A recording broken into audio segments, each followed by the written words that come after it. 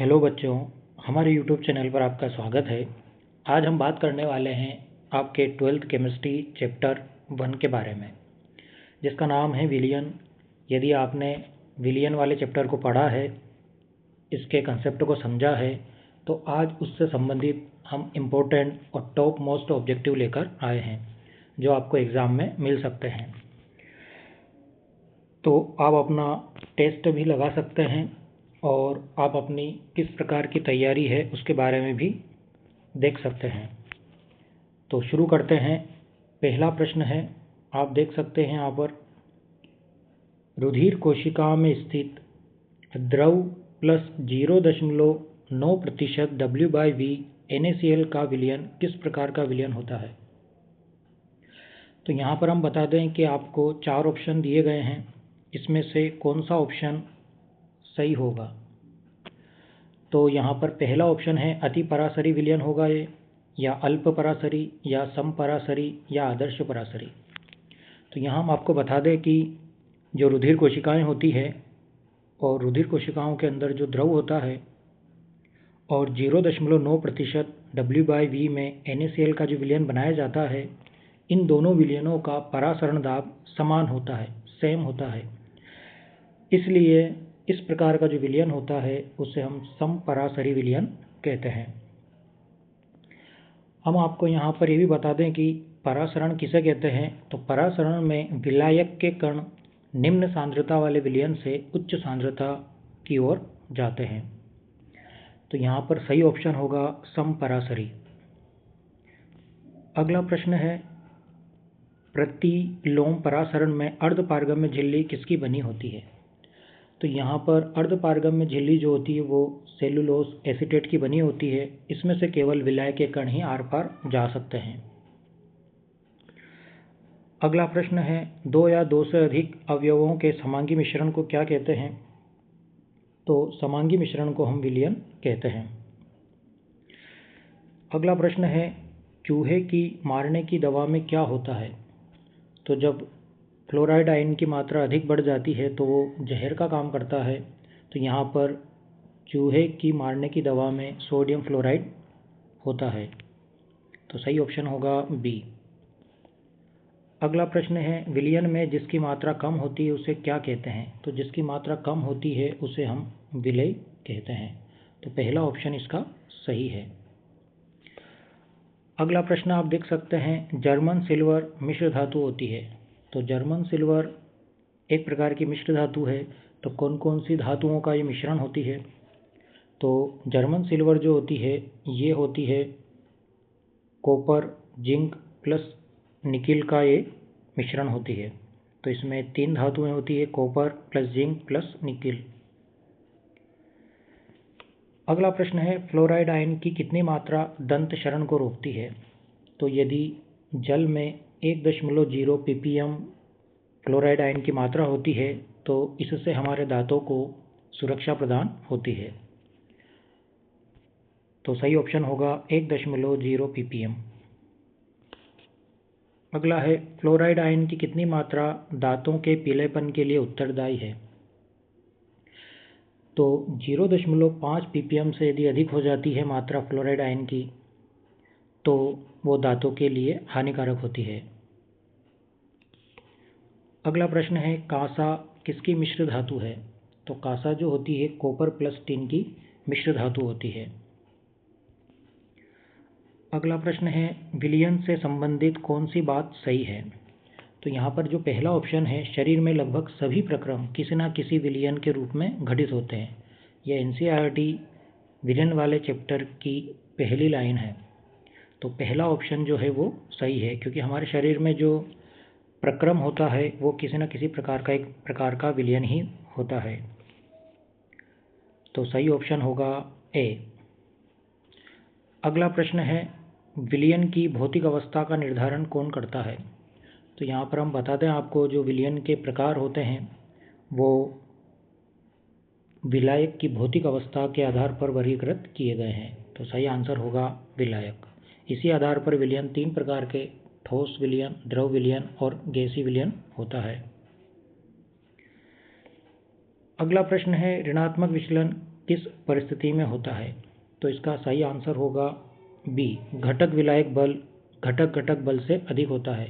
तो यहाँ पर जो विलेय और विलायक के मध्य विलयन के अंदर जो अंतर आकर्षण बल होता है वो मिलाने से पूर्व जो विलेय विलेय या विलायक विलायक के मध्य जो आकर्षण बल होता है उससे अधिक होता है। तो मिलाने के बाद अंतर आकर्षण बल बढ़ जाता है, जबकि उससे पहले विलेय और विलेय या विलायक विलायक के अणुओं के मध्य आकर्षण बल कम होता है। इससे क्वथनांक बिंदु बढ़ जाता है उस विलयन का। अगला प्रश्न है, धनात्मक विचलन दर्शाने वाले विलयन का क्वथनांक क्या होता है?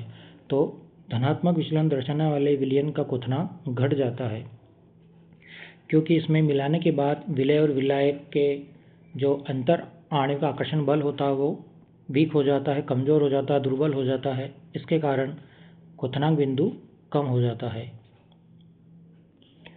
अगला प्रश्न है, सोडा वाटर होता है। तो सोडा वाटर जो होता है गैस का जल में विलयन होता है।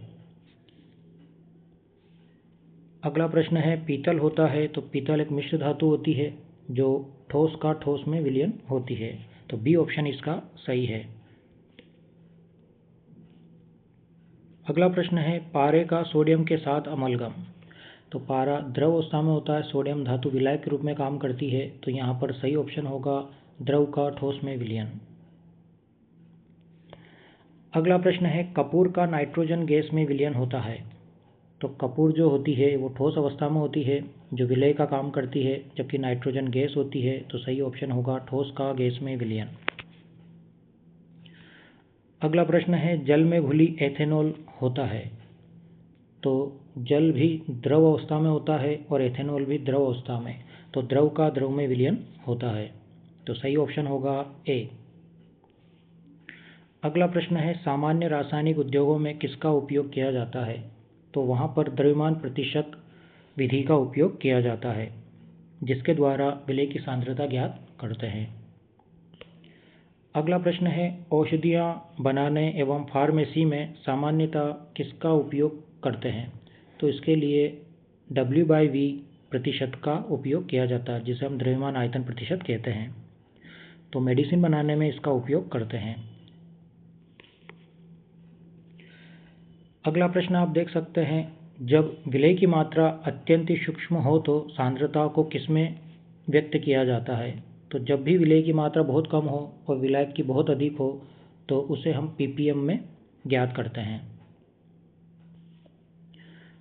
अगला प्रश्न है, विलयनों में भौतिक संबंध जैसे विलयनों की सांद्रता का वाष्प दाब के साथ संबंध दर्शाने में कौन सी इकाई का उपयोग किया जाता है? तो उस इकाई का नाम है मोल अंश। मोल अंश के द्वारा हम वाष्प दाब और सांद्रता का क्या संबंध है उसके बारे में हम बता सकते हैं। तो इसका उपयोग हम राउल्ट के नियम में अणु संख्या गुणधर्म में भी करते हैं। अगला प्रश्न है, एक क्यूबिक डेसीमीटर विलयन में घुले विलेय के मोलों की संख्या को क्या कहते हैं? तो उसे हम मोलरता कहते हैं, क्योंकि एक क्यूबिक डेसीमीटर बराबर 1 लीटर होता है। तो ये परिभाषा है मोलरता की, जिसे हम कैपिटल M से व्यक्त करते हैं। अगला प्रश्न है, 1 किलोग्राम विलायक में उपस्थित मोलों की संख्या को क्या कहते हैं? तो उसे स्मॉल m मोललता कहा जाता है। अगला प्रश्न आप देख सकते हैं, सांद्रता ज्ञात करने की कौन सी विधि पर ताप का प्रभाव नहीं होता है? तो मोललता पर ताप का कोई प्रभाव नहीं होता, जबकि मोलरता और नॉर्मलता पर होता है। तो मोललता को हम स्मॉल m से व्यक्त करते हैं। अगला प्रश्न है, सांद्रता ज्ञात करने की कौन सी विधि पर ताप का प्रभाव नहीं होता है? तो चारों जो विधियां हैं इन चारों पर ताप का कोई प्रभाव नहीं होता है। तो सही ऑप्शन होगा 5वां। निम्न में से किसकी इकाई नहीं होती है? तो मोल अंश की कोई इकाई नहीं होती है। मोलरता का मात्रक क्या होता है? तो मोलरता का मात्रक होता है मोल प्रति लीटर। इसी प्रकार मोललता का मात्रक क्या होता है? तो मोल प्रति किलोग्राम। अगला प्रश्न आप देख सकते हैं, 1 मिलीग्राम सोडियम क्लोराइड को 1 किलोग्राम जल में घोला गया है तो NaCl की सांद्रता हमको ppm में ज्ञात करना है। तो ppm का फॉर्मूला होता है, आप देख सकते हैं, घुले हुए पदार्थ का भार इंटू 10⁶ बटे विलायक का भार। तो यहाँ पर एक सांद्रता मिलीग्राम में और 1 किलोग्राम में है, तो हम 1 किलोग्राम को मिलीग्राम में चेंज करके और 1 मिलीग्राम गुणे 10⁶ बटे 10⁶ मिलीग्राम हो जाएगा 1 किलोग्राम बराबर। और जब हम डिवाइड करेंगे इसे तो 1 ppm प्राप्त होगा। तो सही आंसर होगा ए। अगला प्रश्न है, 100 ग्राम जल में 0.002 ग्राम किसी विलेय पदार्थ की सांद्रता कितनी ppm होगी। तो यहाँ पर हमको दोनों ही विलेय और विलायक दोनों की मात्रा ग्राम में दी गई है, तो आप ppm का फॉर्मूला पुट करेंगे तो इसमें 0.002 गुणित 10⁶ बटे 100, तो आंसर आएगा 200। तो सही आंसर होगा बी। तो ppm वाले सवाल में आपको जो इनकी इकाइयाँ हैं इनको आपको सेम रखना होगा। अगला प्रश्न है, ppm का पूरा नाम क्या है। तो सही पूर्ण रूप क्या है इसका, तो पार्ट्स पर मिलियन, बी ऑप्शन इसका सही है। अगला प्रश्न है, 10⁶ का किस इकाई में उपयोग किया जाता है। तो अभी हमने एक सवाल किया है ppm का, तो 10⁶ का उपयोग हम ppm में करते हैं। अगला प्रश्न है, यदि किसी जल के नमूने में 5 मिलीग्राम सोडियम आयन प्रति किलोग्राम जल हो तो सोडियम प्लस की सांद्रता कितनी होगी। तो ppm में हमें ज्ञात करना है, तो उसी प्रकार हम ppm का फॉर्मूला लगाकर जो किलोग्राम में जल दिया गया उसे मिलीग्राम में चेंज कर और 5 मिलीग्राम और उसमें विलायक का भाग लगाकर जो आंसर आएगा वो है 5 ppm। तो सही आंसर होगा बी। अगला प्रश्न है, हेनरी का नियम निम्न में से किससे संबंधित है। तो गैस की द्रव्यमय विलेयता से संबंधित है। अगला प्रश्न है, हेनरी के नियम के अनुसार किसी गैस की विलेयता किस पर निर्भर करती है। तो गैस के दबाव पर निर्भर करती है। अगला प्रश्न है, हेनरी का नियम का गणितीय रूप क्या है। तो यहाँ पर P बराबर KH(x), तो इस प्रकार से KH लिखा हुआ होता है। KH एक हेनरी नियतांक है, तो यहाँ पर सही फॉर्मूला होगा हेनरी के नियम के अनुसार P बराबर KH(x), x बराबर मोल अंश, P बराबर आंशिक दाब। अगला प्रश्न है,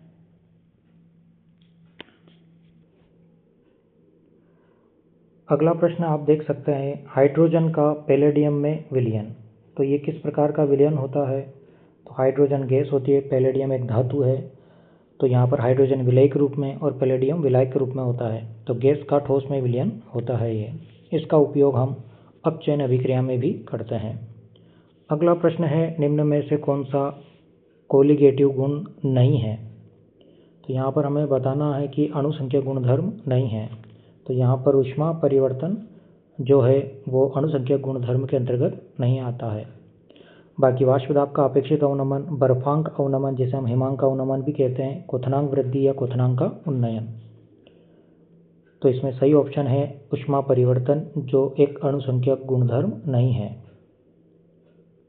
अगला प्रश्न है, निम्न में से कौन सा कोलिगेटिव गुण सबसे पहले अध्ययन किया गया था। तो सही आंसर है वाष्प दाब का अपेक्षित अवनमन, ऑप्शन ए सही है। तांबे में सोने का विलयन होता है, तो ये ठोस का ठोस में विलयन का उदाहरण है। अगला विलयन, ऐसा विलयन जिसमें विलेय की मात्रा कम होती है उसे हम क्या कहते हैं।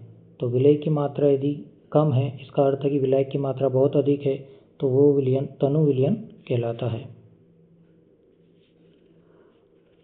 अगला प्रश्न है, हेनरी का नियम किस गैस को पानी में घुलाने के लिए लागू होता है। तो सभी गैसें हेनरी के नियम से जल में घुल सकती है, तो सही ऑप्शन होगा उपरोक्त सभी।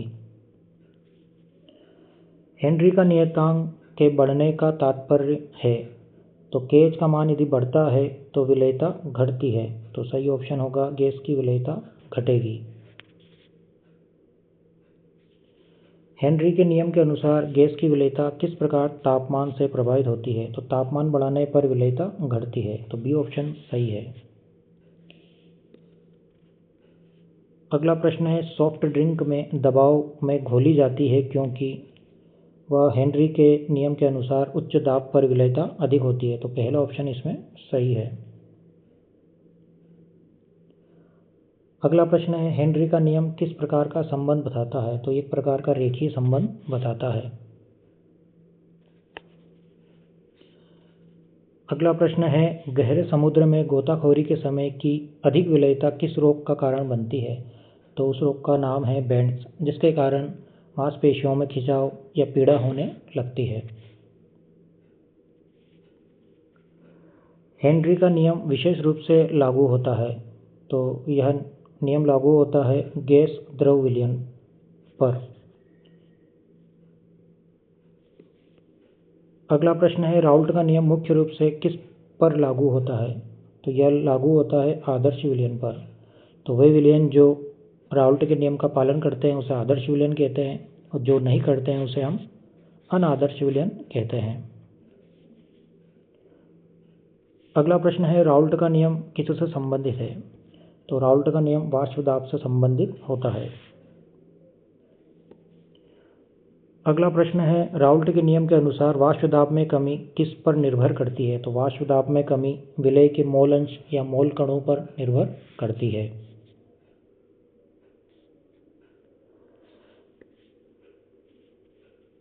अगला प्रश्न है यदि विलेय का मोल अंश बढ़ाया जाए तो विलयन का वाष्प दाब में क्या परिवर्तन आएगा? तो वाष्प दाब क्या हो जाएगा? घट जाएगा, क्योंकि अणुसंख्या गुणधर्म जो होते हैं वो विलेय के मोल अंश के समानुपाती होते हैं।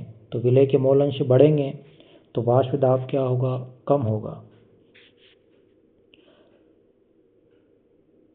अगला प्रश्न है आदर्श विलयन के लिए निम्न में से कौन सा कथन सही है? तो आदर्श विलयन के लिए डेल्टा एच और डेल्टा वी जो विलयन होता है, मतलब विलयन के लिए डेल्टा एच और डेल्टा वी का मान अपरिवर्तित रहता है, 0 रहता है, तो ऐसे विलयन को हम कहते हैं आदर्श विलयन। तो सही ऑप्शन होगा सी। अगला प्रश्न है राउल्ट का नियम किस तापमान पर लागू होता है? तो किसी भी निश्चित ताप पर यह लागू हो जाता है, तो सही ऑप्शन होगा सी। अगला प्रश्न है वाष्प दाब का आपेक्षिक अवनमन 1 है, तो एक प्रकार का यह अणुसंख्या गुणधर्म होता है, बी ऑप्शन सही है।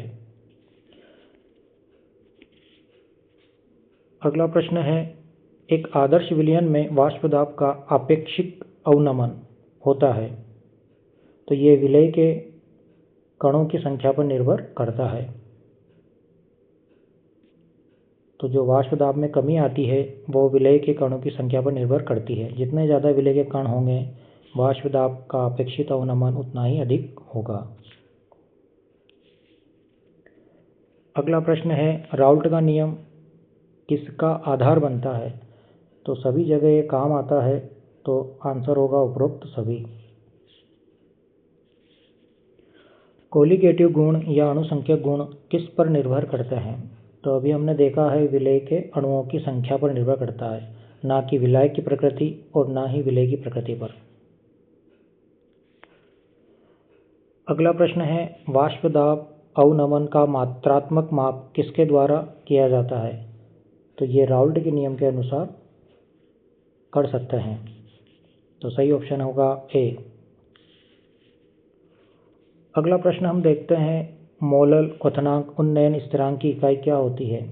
तो ये होती है केल्विन किलोग्राम प्रति मोल, और इसको हम केवी कहते हैं, जबकि केएफ की भी यही होती है। इसे हम हिमांक मोलल हिमांक अवनमन स्थिरांक कहते हैं, दोनों की इकाइयाँ यही होती है। अगला प्रश्न है परासरण दाब किस पर निर्भर करता है? तो यह निर्भर करता है ताप और अणुसंख्यता सांद्रता पर। अणुसंख्य जो गुणधर्म है उस पर निर्भर करेगा और टेम्परेचर पर निर्भर करेगा। मुख्य रूप से विलेय के कणों पर निर्भर करेगा। तो यहाँ पर ऑप्शन दिया गया है ताप और अणुसंख्यक सांद्रता, तो सही ऑप्शन होगा डी।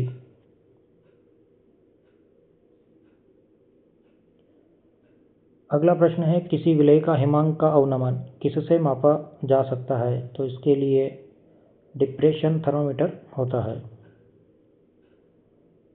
अगला प्रश्न है डेल्टा टीएफ जिसे हम हिमांक का अवनमन भी कहते हैं वो किससे संबंधित है? तो ये हिमांक का अवनमन से संबंधित है। हिमांक का अवनमन हम डेल्टा टीएफ से व्यक्त करते हैं। अगला प्रश्न आप देख सकते हैं जो अणुसंख्यक गुणों का उपयोग किसका निर्धारण करने के लिए किया जाता है? तो आणविक द्रव्यमान या विलेय का जो अणुभार है उसे ज्ञात करने के लिए हम अणुसंख्यक गुणधर्म का उपयोग करते हैं। तो सही ऑप्शन होगा बी, आणविक द्रव्यमान। इसके द्वारा हम विलेय का अज्ञात विलेय होता है उसका अणुभार ज्ञात कर सकते हैं। अगर कोई विलयन सोडियम क्लोराइड का है तो कोलिगेटिव गुणों में उसका प्रभाव क्या होगा? तो NaCl विलयन में जाकर 2 कण बनाएगा Na+ और Cl-, इसलिए इसका प्रभाव क्या हो जाएगा? 2 गुना हो जाएगा। तो सही आंसर है बी। अगला प्रश्न है वाष्प दाब अवनमन किसका परिमाणात्मक माप करता है? तो हम जानते हैं मोल अंश से संबंधित है ये, तो सही ऑप्शन होगा बी। अगला प्रश्न है किसी विलयन का हिमांक का अवनमन उसकी तुलना में कितना होता है? तो हम जानते हैं विलयन का हिमांक क्या हो जाता है? घट जाता है। तो सही ऑप्शन होगा सी।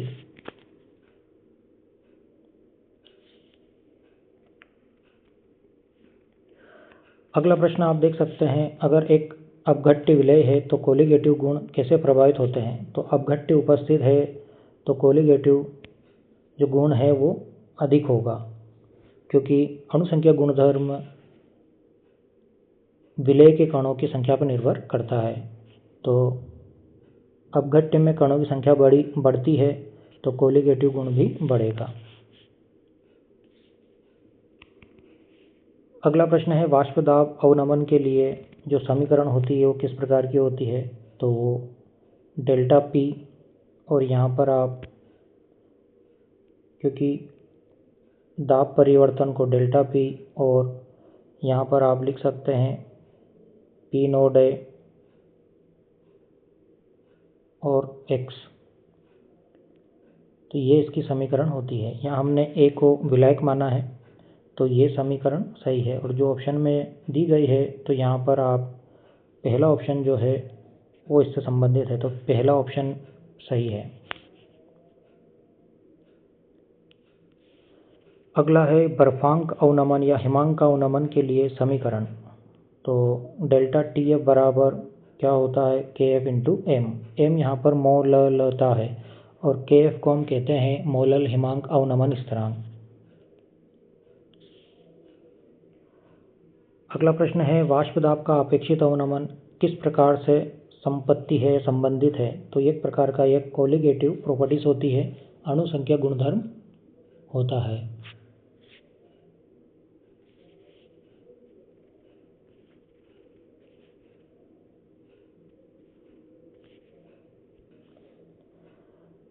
अगला प्रश्न आप देखिए परासरण दाब को बढ़ाने के लिए क्या करना चाहिए?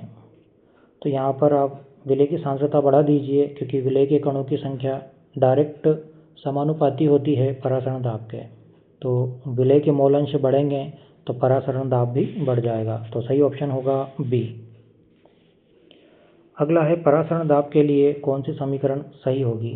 तो पाई बराबर nRT बी, और एक और समीकरण होती है इसकी पाई बराबर CRT। C बराबर ही N/V होता है, तो पहला ऑप्शन इसका सही है।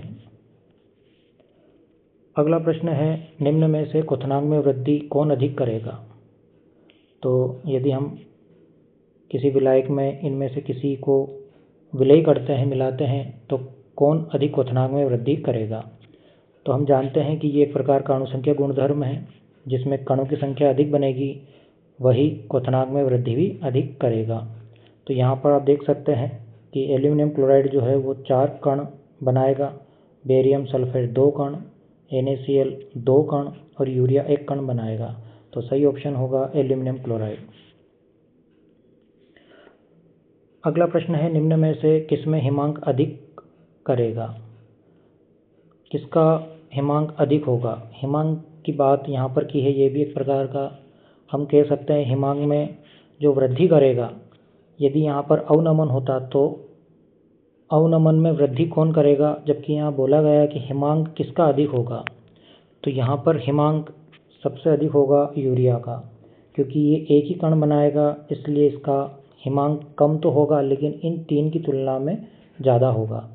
तो हिमांक बिंदु जो होगा वो इसका ज़्यादा होगा, बाकी का माइनस में होगा। तो सही ऑप्शन होगा यूरिया। अगला प्रश्न है, निम्न में से परासरण दाब किसका अधिक होगा? तो अभी हमने देखा है कि अणुसंख्या गुणधर्म जो होते हैं वो विलय के कणों की संख्या के समानुपाती होती है या उसके समानुपाती होता है। तो विलय के कणों की संख्या बढ़ती है तो परासरण दाब भी बढ़ेगा। तो ये अनविद्युत अपघट्य है तो 1 कण बनाएगा, मैग्नीशियम क्लोराइड 3 कण, 1 एल्यूमिनियम और 3 Cl, तो 4 कण बनेंगे। और इसके अलावा पोटेशियम फेरोसाइनाइड जो है वो 5 कण बनाएगा, 1 इस पूरे ब्रैकेट का और 4 पोटेशियम के।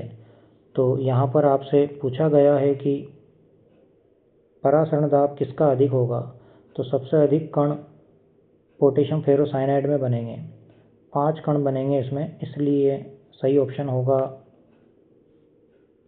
4th। अणुसंख्या के गुणधर्म के प्रेक्षित मान तथा सैद्धांतिक मान के अनुपात को क्या कहते हैं? तो उसे हम वान टॉप गुणांक कहते हैं। सही आंसर होगा 3। इसके बाद आदर्श विलयन की विशेषता क्या होती है? तो आदर्श विलयन में डेल्टा है जो डेल्टा V बराबर 0 होता है। तो सही ऑप्शन होगा C। अगला प्रश्न है, निम्न में से कौन सा युग्म आदर्श विलयन का उदाहरण है? तो यहाँ पर क्लोरोबेंजीन भी आदर्श विलयन है, N-हेक्सेन, N-हेप्टेन भी और बेंजीन प्लस टोलुइन। तो सही आंसर होगा D, सभी आदर्श विलयन के उदाहरण है। अगला प्रश्न है, अनादर्श विलयन में वाष्प दाब किस प्रकार होता है? तो राउल्ट के नियम से विचलन दिखाता है। तो वाष्प दाब जो होता है वो राउल्ट के नियम से विचलन दर्शाता है। तो सही ऑप्शन होगा B।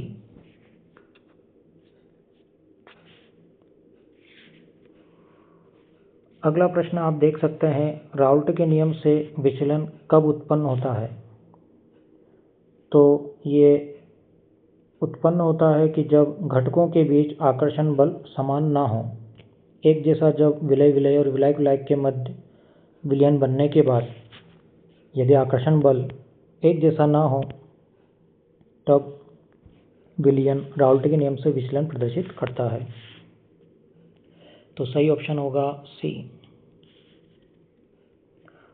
अगला प्रश्न है, धनात्मक विचलन में वाष्प दाब कैसा होता है? तो धनात्मक विचलन में जो क्वथनांक कम होता है जबकि वाष्प अधिक बनती है। तो सही आंसर होगा अधिक। अगला प्रश्न है, ऋणात्मक विचलन में डेल्टा H का मान होता है। किसी विलयन में जो ऋणात्मक विचलन प्रदर्शित करता है उसमें डेल्टा H का मान क्या होगा? तो ऋणात्मक होगा। सही ऑप्शन है C। कौन सा युग्म ऋणात्मक विचलन दर्शाता है? तो इसका सही आंसर है एसीटोन प्लस क्लोरोफॉर्म का जो विलयन होगा वो ऋणात्मक विचलन प्रदर्शित करेगा। इंपॉर्टेंट प्रश्न है, कई बार ये पूछा जाता है। इसके बाद है अगला प्रश्न, कौन सा युग्म धनात्मक विचलन दर्शाता है? तो इसका सही आंसर है एसीटोन प्लस कार्बन डाइसल्फाइड। तो एसीटोन प्लस कार्बन डाइसल्फाइड का जो विलयन होता है वो धनात्मक विचलन प्रदर्शित करता है। इसका विलयन इस विलयन के लिए क्वथनांक बिंदु कम हो जाता है और वाष्प दाब जो होगा वो अधिक हो जाता है। तो सही ऑप्शन होगा C। अगला प्रश्न है, विलय के कारण विलायक का बर्फांक घटता है। यहाँ पर बर्फांक का मतलब हिमांक का अवनमन है। इसका कारण है। तो क्या कारण है? तो वाष्प दाब में कमी। तो सही ऑप्शन होगा सी। अगला प्रश्न है वाष्प दाब अवनमन, क्वथनांक वृद्धि, बर्फांक या हिमांक का अवनमन और परासरण दाब में कौन सा सबसे अधिक सटीक होता है? तो सही आंसर है परासरण दाब। तो ऐसे विलय जिनके अणुभार बड़े होते हैं, जैसे हम कह सकते हैं जैव अणु, प्रोटीन, एंजाइम, इनके जो अणुभार ज्ञात करते हैं वो परासरण दाब विधि के द्वारा ही ज्ञात करते हैं। और परासरण दाब में मोलरता की जगह पर मोलरता का उपयोग करते हैं। तो ये रूम टेम्परेचर पर भी हम ज्ञात कर सकते हैं। इसलिए चारों ही अणुसंख्या गुणधर्म में सबसे अच्छी विधि होती है परासरण दाब। और परासरण दाब ज्ञात करने की सबसे अच्छी विधि है बर्कले हार्टले विधि। अगला प्रश्न है धनात्मक विचलन डेल्टा वी जो मिक्स से जो विलयन होता है वो किस प्रकार का होगा? तो धनात्मक विचलन के लिए जो मान होगा डेल्टा वी, आयतन में जो परिवर्तन होगा उसमें आपको वृद्धि नजर आएगी, तो वो भी धनात्मक ही होगा। तो सही ऑप्शन है बी। अगला प्रश्न है यदि घटकों के बीच बल आपसी बलों की तुलना में कमजोर हो तो विलयन क्या होगा? तो यदि घटकों के बीच बल आपसी बलों की तुलना में कमजोर हो तो विलयन क्या होगा? तो विलयन धनात्मक विचलन प्रदर्शित करेगा। इस प्रकार का विलयन जो होगा वो धनात्मक विचलन प्रदर्शित करेगा। यह हम पहले भी देख चुके हैं। अगला प्रश्न है ऋणात्मक विचलन दर्शाने वाले विलयन का बर्फांक जो हिमांक का अवनमन है वो किस प्रकार का रहेगा? तो सामान्य से क्या होगा? अधिक होगा। तो सही ऑप्शन होगा ए। अगला प्रश्न है कौन सा युग्म धनात्मक विचलन दर्शाता है? तो यहाँ पर धनात्मक विचलन दर्शाने वाला जो है वो है ethanol plus acetone. C option सही है, एथेनॉल प्लस एसीटोन जो धनात्मक विचलन प्रदर्शित करेगा। अगला प्रश्न है कौन सा युग्म ऋणात्मक विचलन प्रदर्शित करेगा? तो फिनॉल प्लस एनिलीन का जो विलयन होगा वो ऋणात्मक विचलन प्रदर्शित करेगा। इंपॉर्टेंट प्रश्न है, ये आपको पूछा जा सकता है। अगला प्रश्न है जब लोगों के रुधिर और ऊतकों में ऑक्सीजन की सांद्रता निम्न हो जाती है तब लोग कमजोरी तथा सोच नहीं पाते हैं। इन लक्षणों को क्या कहते हैं? तो एक बीमारी है जिसे हम कहते हैं एनोक्सिया। तो सही आंसर है तीसरा। अगला प्रश्न हम देखते हैं ऐसे द्विघटिकी मिश्रण जिनका द्रव व वाष्प प्रावस्था में संगठन समान है तथा एक ही स्थिर ताप पर उबलते हैं उन्हें हम स्थिर क्वाथी मिश्रण कहते हैं। सही ऑप्शन होगा 3। जो तीसरा ऑप्शन है वो सही है। तो ऐसे द्विघटिकी मिश्रण होते हैं जो एक ही ताप पर उबलते हैं, तो ऐसे मिश्रण को हम स्थिर क्वाथी मिश्रण या एजियोट्रोप मिश्रण भी कहते हैं। अगला प्रश्न है दिए गए ताप पर समान परासरण दाब वाले दो विलयन क्या कहलाते हैं? तो वो समपरासरी विलयन कहलाते हैं।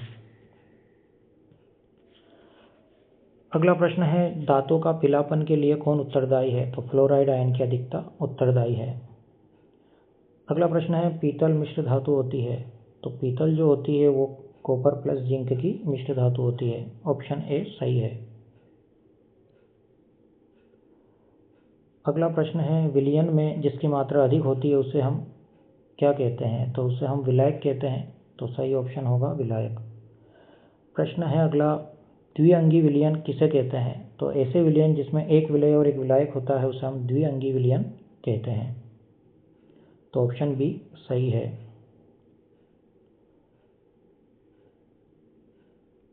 तो इस प्रकार हमने कुछ इम्पोर्टेंट और टॉप मोस्ट इम्पोर्टेंट ऑब्जेक्टिव के बारे में बात की है। यदि इसमें से कोई भी प्रश्न आपको डाउटफुल लगता है और आप समझना चाहते हैं तो आप कमेंट्स करके बता सकते हैं। तो ये इम्पोर्टेंट प्रश्न थे जो आपको कंपटीशन एग्ज़ाम, नीट की तैयारी यदि आप कर रहे हैं, 12th एग्ज़ाम की तैयारी कर रहे हैं, बोर्ड एग्ज़ाम हो या त्रैमासिक, अर्धवार्षिक या प्री बोर्ड हो, तो ये ऑब्जेक्टिव आपको एग्ज़ाम में हेल्प करेंगे। तो आज के लिए इतना ही। वीडियो देखने के लिए बहुत बहुत धन्यवाद।